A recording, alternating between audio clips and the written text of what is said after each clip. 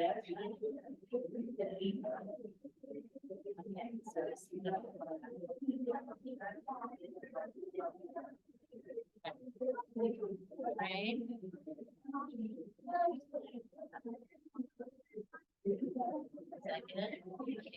Hi everyone, welcome.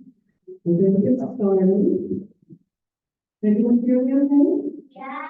Wonderful. You know, and I love children, you're so honest. So thank you for being honest with me.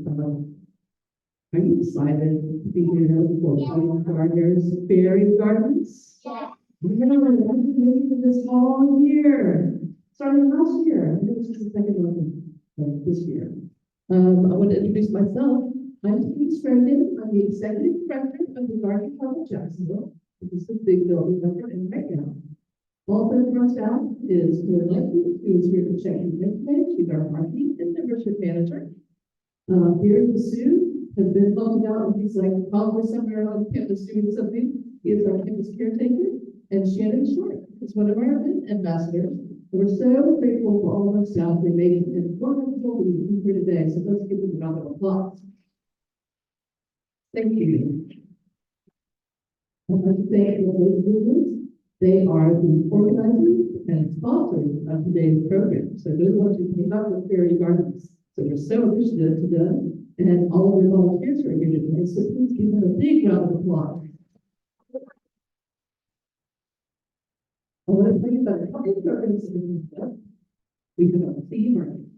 So imagine, if you will, this whole room filled with stuff, all kinds of stuff, toys, clothes, furniture, albums. Oh, what's an album? What's an album? What is it? An album for a track of songs. That's like, right. I learned from Taylor Swift. Very. Let's see, we shout out the Taylor Swift, shall we? I don't know. Filled and fortunately filled, and the the whole campus is going to have lots and lots of stuff. People selling secondhand items. And why are we doing it? We're doing that to keep these things from going into the landfill, right? Because one man's trash is another man's. That's right.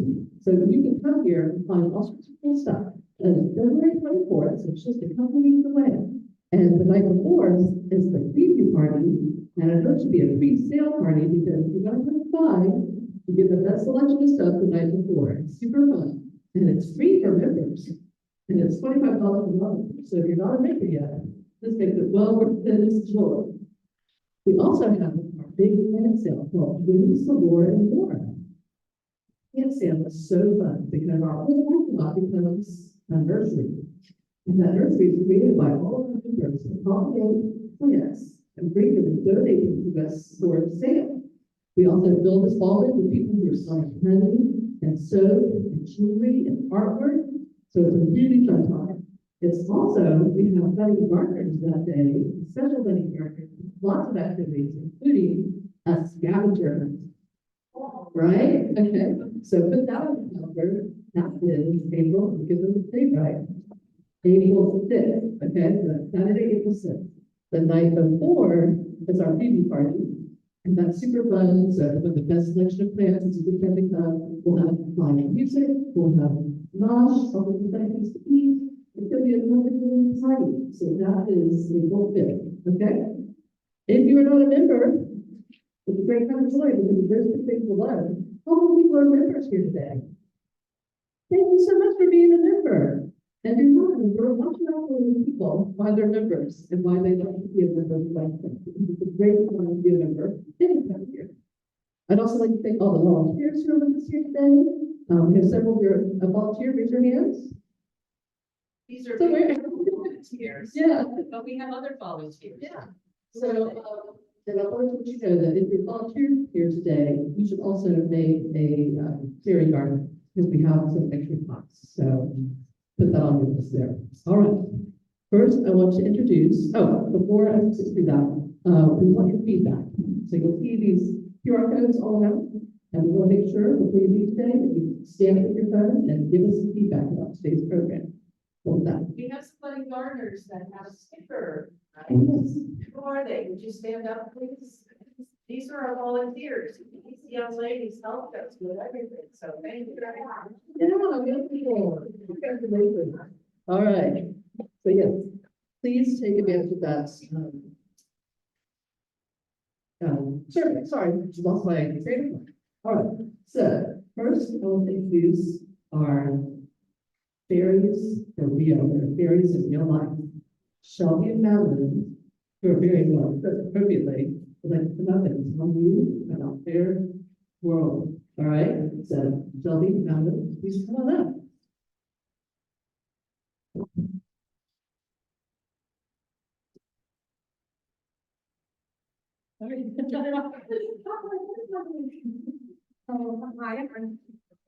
I'm Shelby, this is Madeline. We're working with Rhonda to make a fairy garden at UNF on campus. I am a sculpture major, I'm a senior. Most of my art has to do with fairies and whimsical magical things.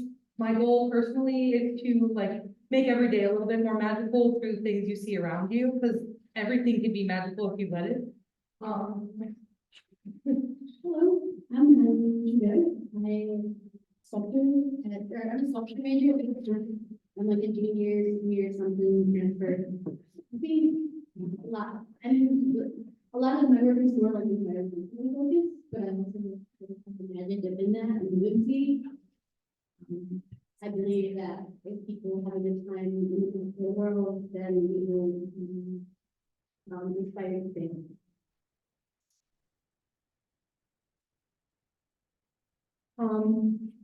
This is one of the pieces I made a couple years ago. It is like an indoor fairy garden, and this kind of sparked my love for fairies and really inspired like what I do now a lot. Also, this piece is over in that corner, the mushroom. I'm working on a series currently of ceramic mushrooms and other like houses. I think I'm working on a lily pad right now and a rose. I've done sunflower. And I really just like making little houses for fairies to live in. And I'm hoping to incorporate some things like this into our garden at UNF for you guys to come visit later.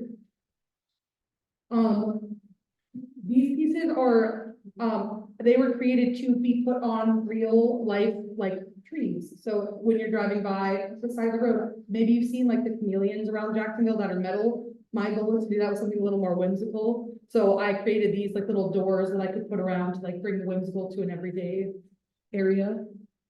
Our big goal with this place is to fully like immerse you into this fairy world. Like I want you to be able to walk around campus and then like walk into this fairy garden and everything turns away. And we're bringing in these kids to see this beautiful, wonderful place we're bringing because it's really that magical. These are some of my inspiration ideas. This is one of the pieces I'm working on.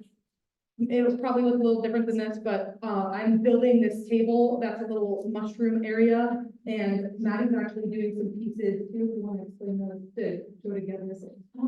Sure. I'm doing kind of like the sound part of it, and so I'm going to have these leaves, like a fine armature where you will be able to tap the leaves, and they'll make like and you can just walk around along the path and hit them. You can do little things or keys.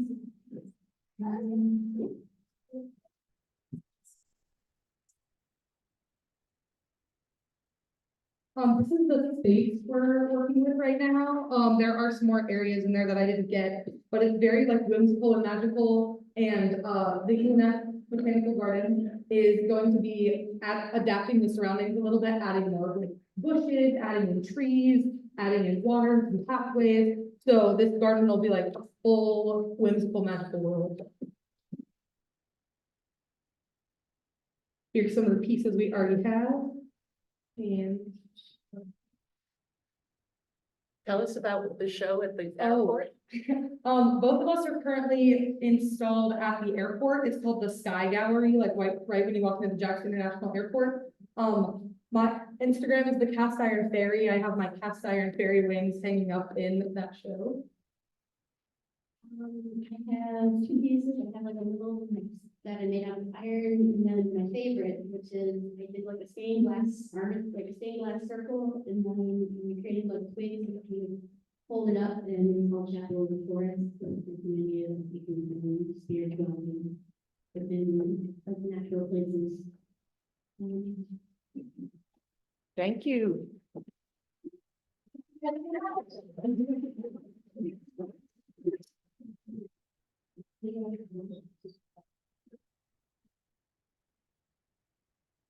Go visit Shelby Madeleine at the table on the 24th. It's pictures of everything about it. And it's here you go, your family and you then. All right. It's about 8:15. It started on showing you how to make your fairy garden. So all the way to the first steps. You want to introduce Mary Ann Dunn, who's the president of the Garden Club. It's going to talk to you about the community. We're making fairy gardens today. Why are we doing that? You may already have one in your yard or even just in a container.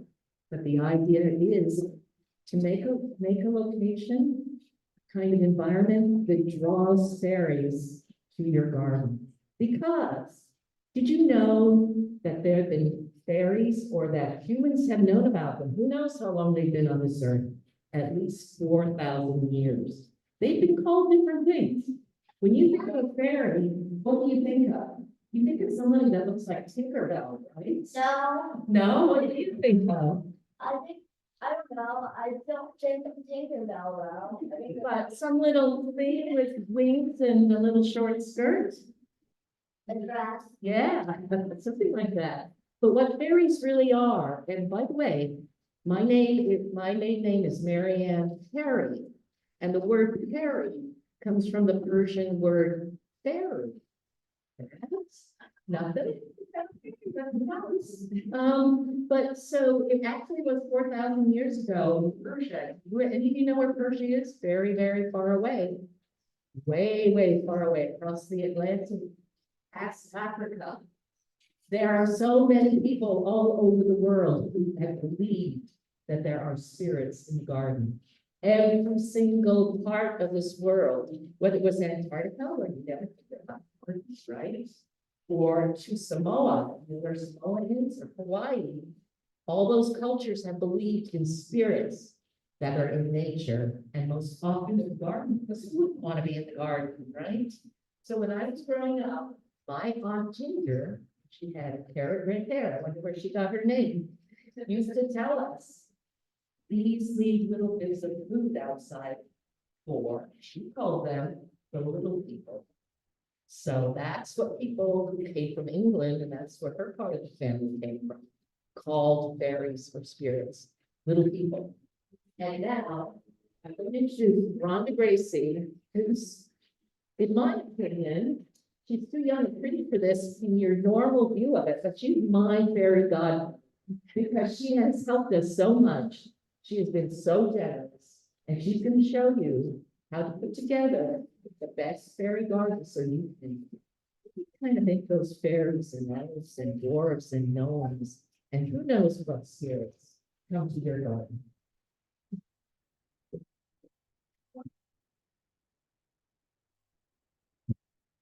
Second.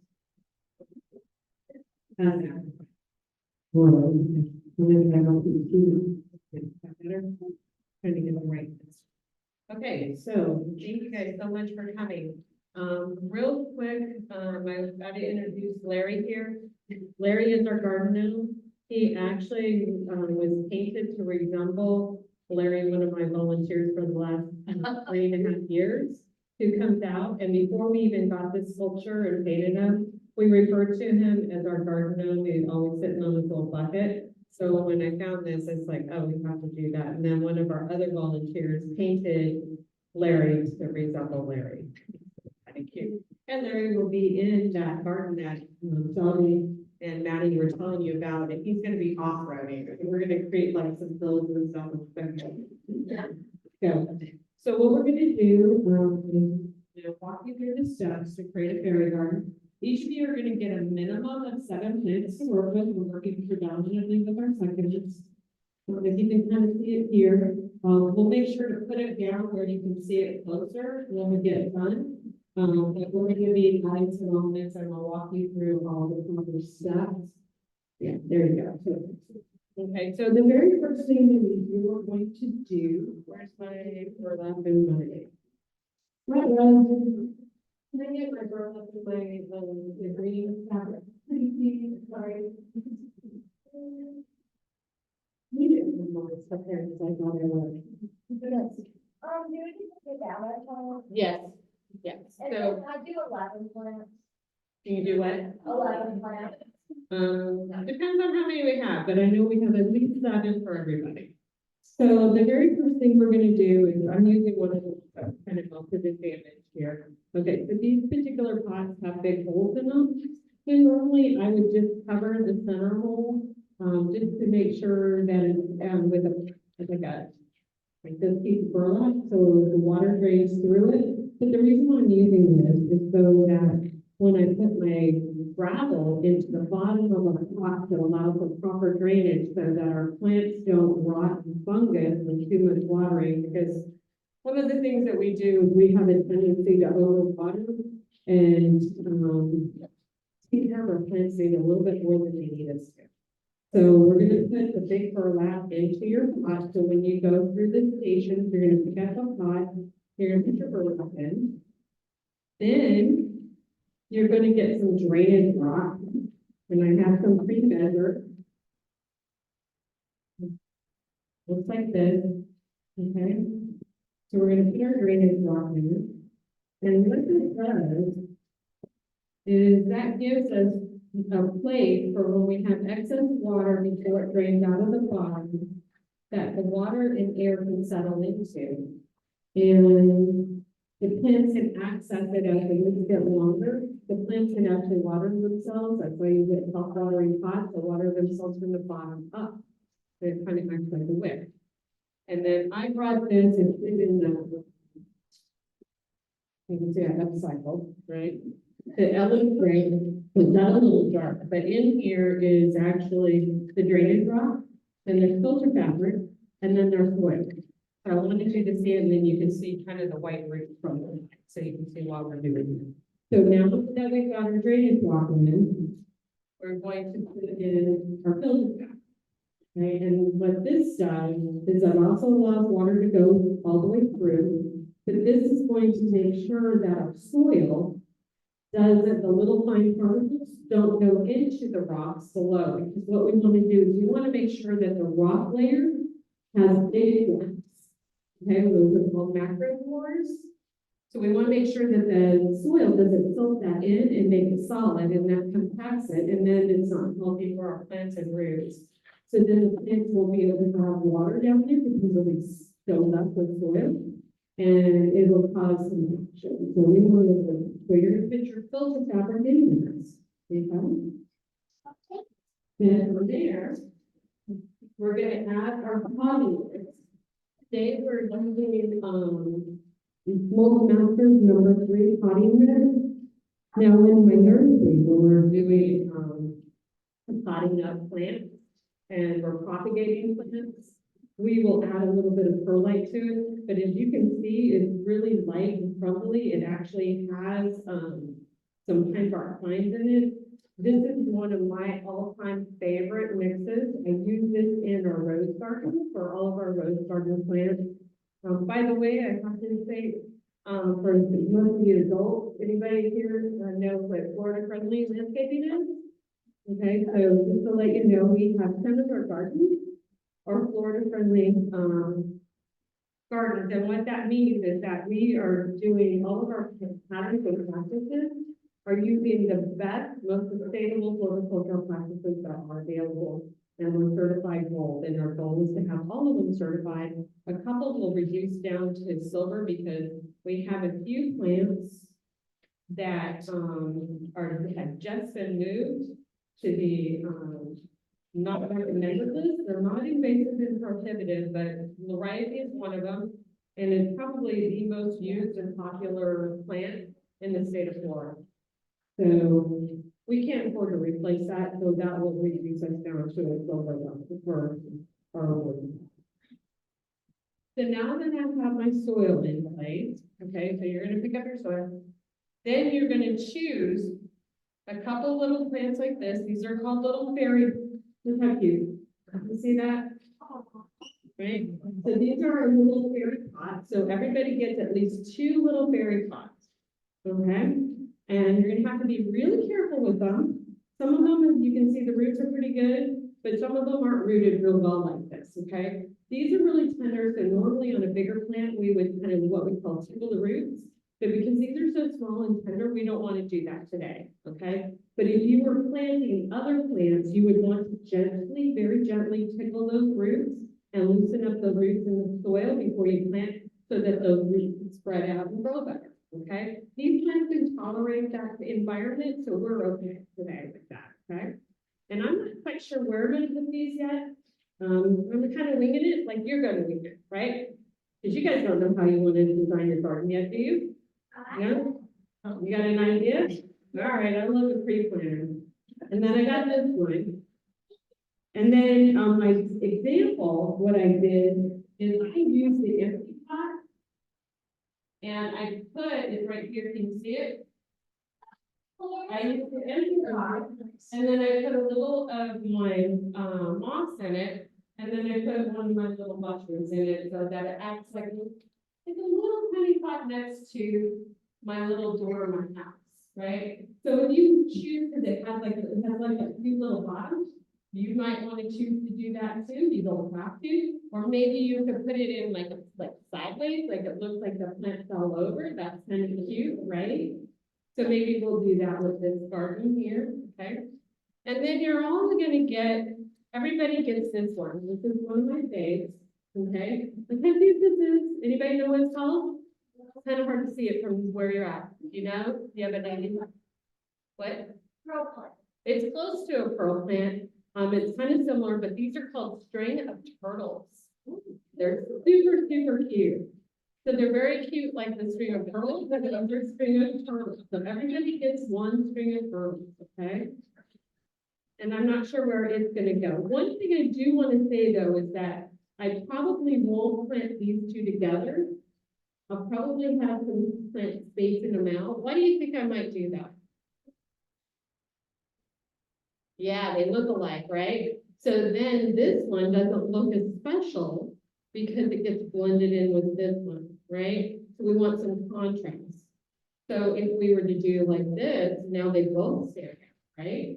So when you're composing your design, you want to think about that. You also want to think about the size and shapes. So, and I'm using something small with a little tiny little, like, I think of it like a print on your clothing, like a small little print. Then I want to contrast it with something of a different color that goes together. Okay, good. So we have some good color harmony. But then I want maybe a bigger leaf, right? So I want some contrast with the size and shapes of my leaves as well. So if you do monoculture, which is all green, you want different shades. So you might have a light green. Now, if I did this, it's a little better, right? It's darker green, it has some red, right? So you want to make sure you're having some really nice contrast. So as you're planning out your garden, kind of keep those things in mind, okay? And so everybody's going to get 2 plants at this side, or excuse me, 3. Now you have a choice here. You can get 2 succulents and a fern. Or you can choose,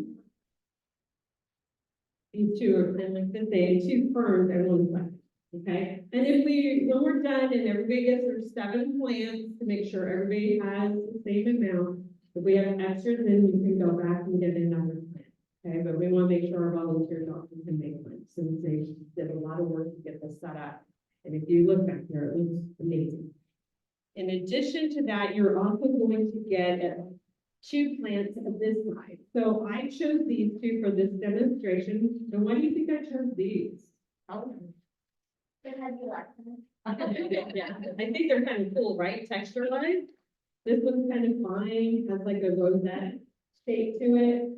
This one's kind of got big, wrinkly, right? It's a little bit different in texture. The leaves are a little bit bigger than this one. And then the color contrast is really nice, right? And a sign of plants that like light, filtered light, and dry desert conditions, the leaves are usually really light, like, I think it's gonna be interesting. Okay, so we're going to start assembling. While I'm kind of making some decisions here on what we're gonna use, you're going to get some products out there if you choose. There's some pieces of wood like this with some bark on it. So I thought this was cute, so I just think while you guys were coming in, took some of my little moss and I moved it onto the side here. So maybe if I had time at home, I'd paint like a little door on here, right? But I don't necessarily have to. It kind of looks like a little house, so I thought I'd maybe use this one, okay? And then, I've got some other little pieces here, and so you're gonna have different types of gravel that you can make. Like I made like a little pack, so you have different colors you can choose from for contrast. And I'll go through that and make some decisions. And while I'm making those decisions, okay, and kind of showing you, you can kind of watch me a little bit. And I'm gonna have Maddie and Shelby tell you a little, or read you a poem about fairies. Let's see, maybe let's do, you guys want to see a water feature? Should we make it look like there's a little pond? Yeah. Okay,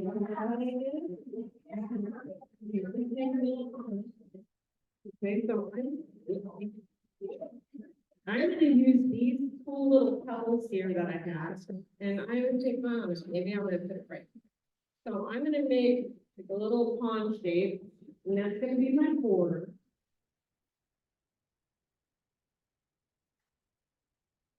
So I'm making my little border, like layering them in here.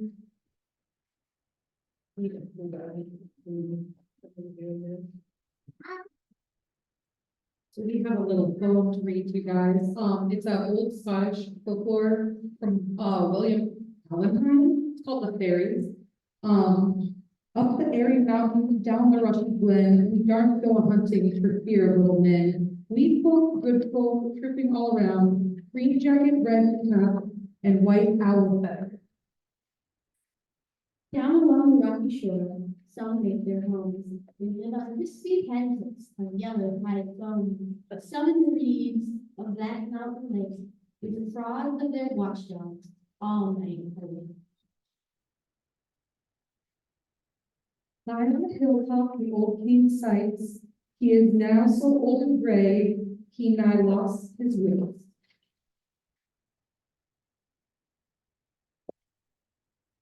Rids of white mist, Columbia and frost, on his sandy journeys from silver league to rosy, or going up with the music, on the cold starry winds, he supped with the queen, of the gay northern lights.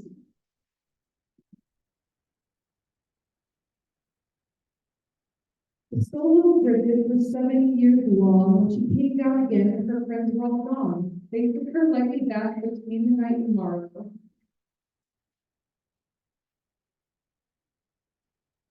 Who thought she was fast asleep, but she was dead of sorrow. They have kept her ever since, deep within the lake, on the bed of his knees, watching till she went. By the craggy hillside through the mossy bare, they have planted thorn trees for my pleasure here and there. Is a man so darling as dig him up in sight, he shall find the sharpest thorns in his bed at night. Up the airy mountain, down the rushy glen, we daren't go hunting for fear of little men. We folk, good folk, trooping all around, green jacket, red cap, and white undertone.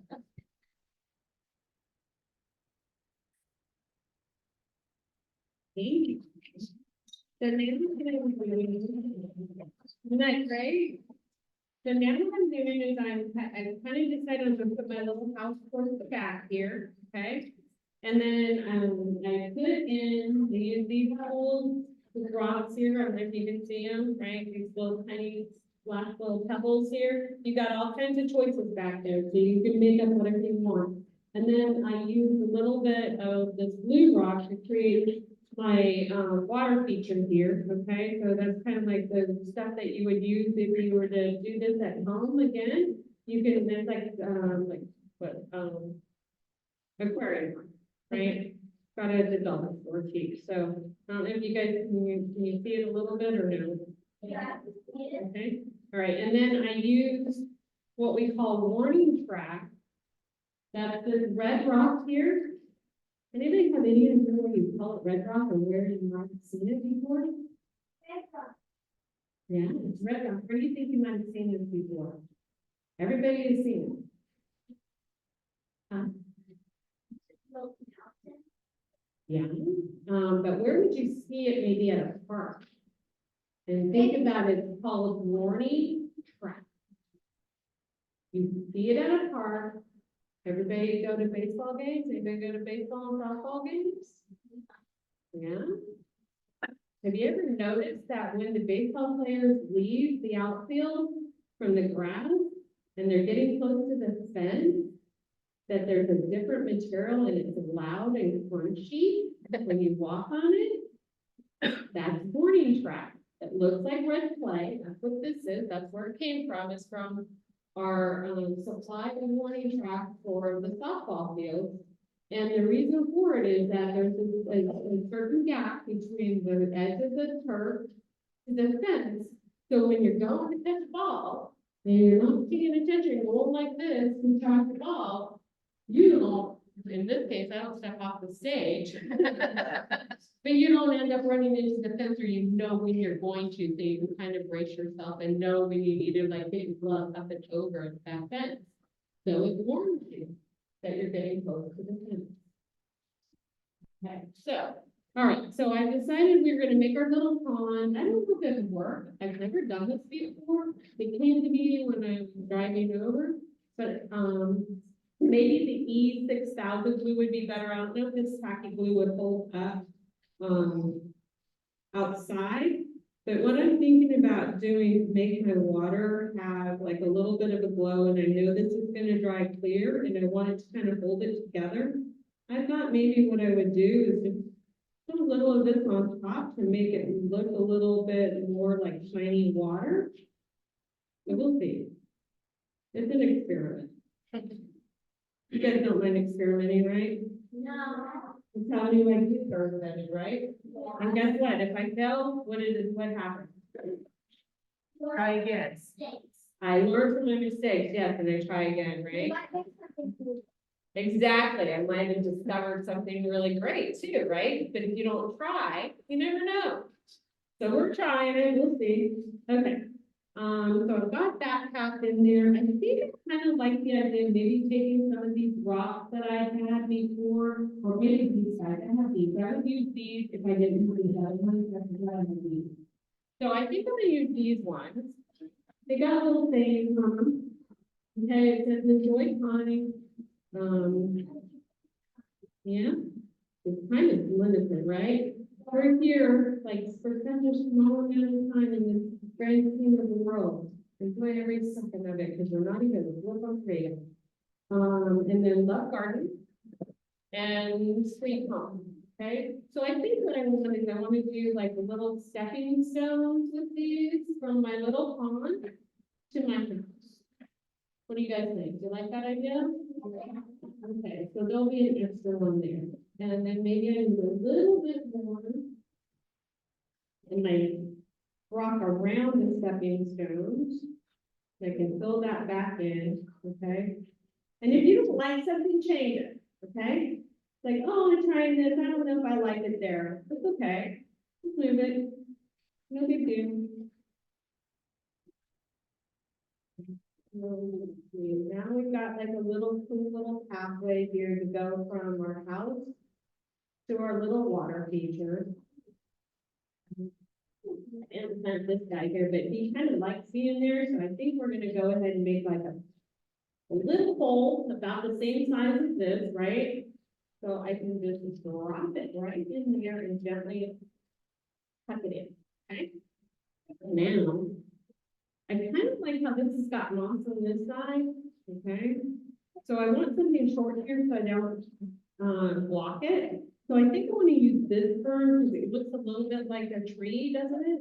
You think it looks like a tree? Yeah. So I think, what do you guys think? Maybe the tree right here next to the house, right? Kind of looks like a nice little entry to the home. Yeah. Okay, is that a good place? Yeah. Yeah, everybody like that? Okay, so we're gonna kind of when you're planting in the garden, fun little trick.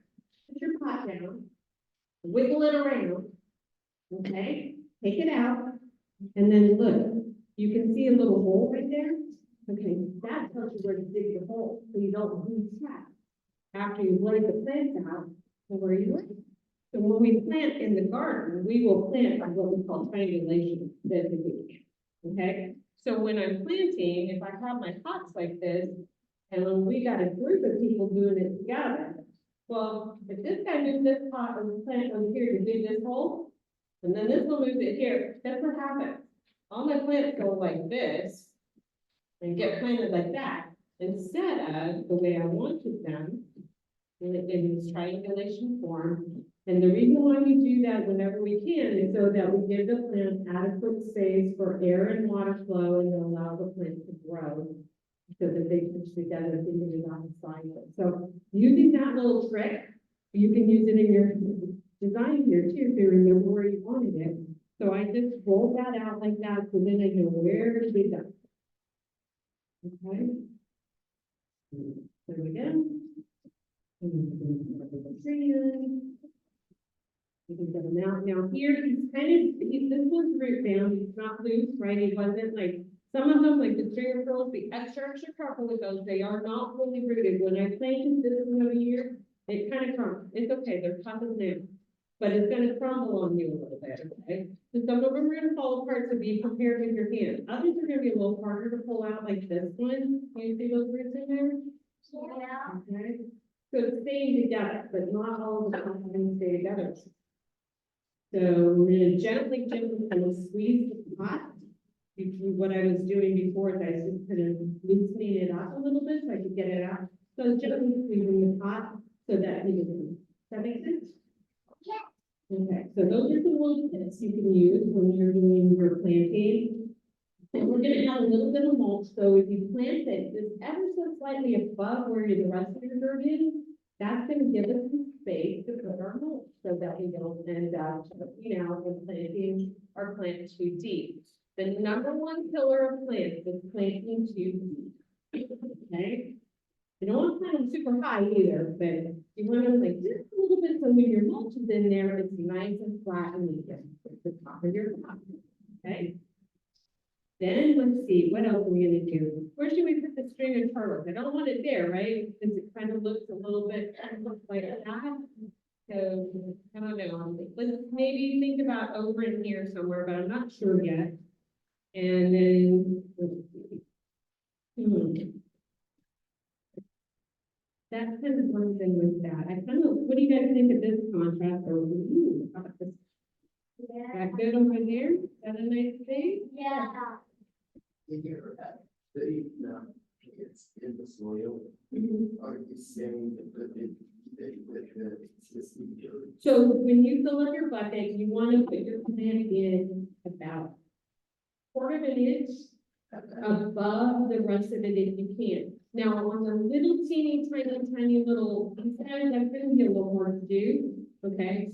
So don't worry about it too much, these guys will help us now. But when you can, on the bigger ones, just a tiny bit, because I'm gonna come back in with my mold and level it out, okay? And then the mulch helps us with what? What do you think mulch is good for? Yeah, why? Why is it good for our plants? Yeah, the weeds don't grow. What are maybe some other reasons? Yeah. Yeah, you guys are such good garden gardeners. You know these things. You know, some of the people that work for me, you don't even know some of this stuff. I'm so proud of you. Any other reasons? Well, when you're helping with your moisture and holding moisture in, it also can help with, we're super hot here, it can help with radiant heat, right? It helps keep the plants a little bit cooler. Lots of people like using that black mulch, and it looks really neato, but boy, does it cook your plants. It bakes them. Did anybody step on asphalt when it's black and barefooted? Yeah, that's what it's doing to your plants. Okay, so see how this is a little bit lighter and crumblier? Want to be a little bit more careful with it, okay? I kind of messed up my little pond and I had glue on there, boom. Note to self, probably a cool experiment, do it at the end. So I just learned a lesson, didn't I? Okay, that was a valuable lesson. I'll fix it. We'll just add a little bit more but when am I gonna do it? At the end, right? I'm not gonna make that mistake twice. Okay. So let's see here. We're kind of getting the idea. Do you guys want me to go ahead and just continue this, and do you want to go ahead and I'm gonna go ahead and get started? Can you hear me? It started. Let's go. Okay, all right. I'm going to be the mother duck, the grandmother duck, and I'm going to show you the path you're going to take. All parents, all children, and each of you is going to follow me because there's an order in which we do this. So I'm going to land here. I'm the head of the line. You're going to start playing. Everybody runs in me.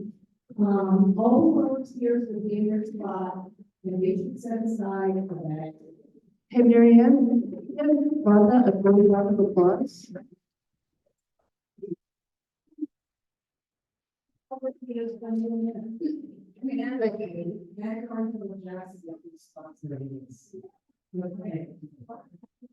Yeah.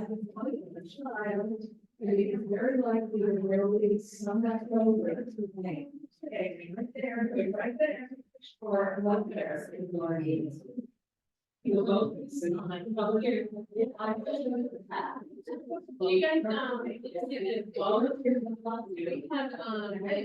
Denise? Yep. Yeah, yeah.